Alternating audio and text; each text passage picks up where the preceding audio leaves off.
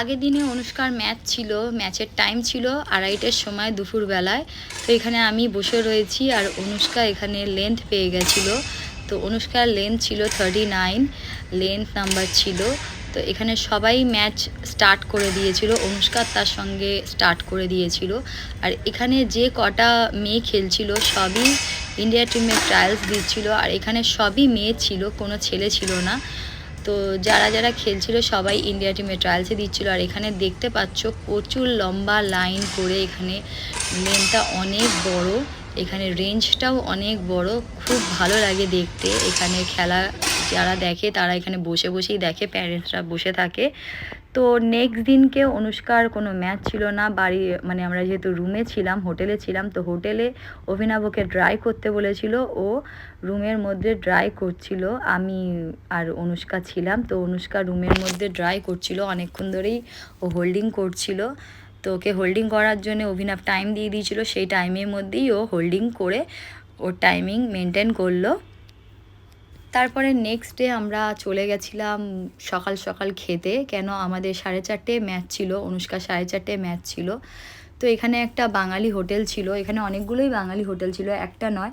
তো এখানে আমরা একটা থালি নিয়েছিলাম, দুটো থালি নিয়েছিলাম, তার মধ্যে আলু সেদ্ধ, মাছ ভাজা, পাঁপড় ভাজা, ডাল, আরও অনেক কিছু ছিল।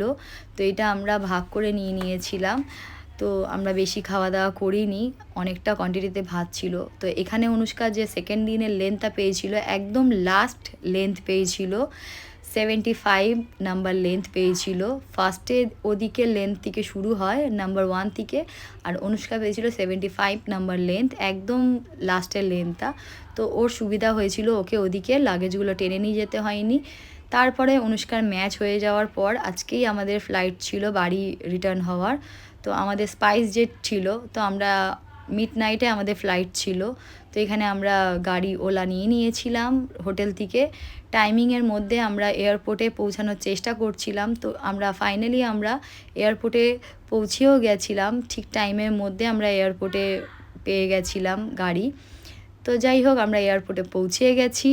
এই দেখো আমরা এয়ারপোর্টে চলে এসেছি, আমরা খুব খুশি হয়ে গেছিলাম যে এয়ারপোর্টে আমরা পৌঁছে গেছি, আমরা তাড়াতাড়ি যা আমাদের টাইমিংয়ে ফ্লাইট আছে সেই ফ্লাইটের টাইমিংয়ের মধ্যেই পৌঁছে যাব। কিন্তু না, আমাদের স্পাইস জেট 3.5 ঘন্টা লেট ছিল, অনেক ডিলে করেছে ফ্লাইটটা। তো ফাইনালি আমরা 6:30টায় কলকাতায় পৌঁছে গেছিলাম। পরের দিন অভিরাজের যেহেতু পরীক্ষা ছিল, আমি আর ঘুমাইনি বাড়িতে গিয়ে, অনুষ্কাকে ঘুম পাড়িয়ে দিয়েছিলাম, অনুষ্কার অনেকটা জার্নি হয়ে গেছিলো। তো আজকে ব্লগটা এত অবধি রাখলাম, বাড়ি পৌঁছিয়ে খুবই খুশি হলাম, যে শান্তি পেলাম। যাই হোক, এখন গিয়ে তো আর ঘুমাবো না, এখন গিয়ে অভিরাজকে আর কিছুক্ষণের মধ্যে নিয়ে যেতে হবে স্কুলে, অভিরাজের যেহেতু পরীক্ষা আছে। অনুষ্কা গিয়ে ঘুমাবে, অভিজিৎও গিয়ে ঘুমাবে, অভিজিৎও আজকে ঠিক করে ঘুমায়নি, ওই ড্রাইভ করছে, আমাদেরকে নিয়ে যাচ্ছে বাড়িতে। সকালবেলা ওই এসছে, সন্তোষদা বা বিট্টু কাউকে পাঠায়নি, দেখলাম সকালবেলা ও ঠিক টাইমে চলে এসেছিলো। আজকে ব্লগটা এত অবধি রাখলাম, বাই বাই।